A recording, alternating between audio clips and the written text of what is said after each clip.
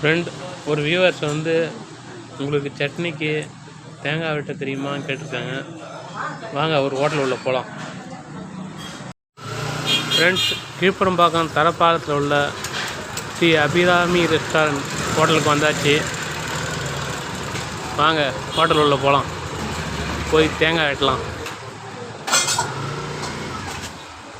Friends, ஹோட்டலுக்கு வந்தாச்சு. ஒரு வியூவர்ஸ் கேட்டிருந்தாரு தேங்காய் வெட்ட தெரியுமான்னு. வாங்க ட்ரை பண்ணலாம்.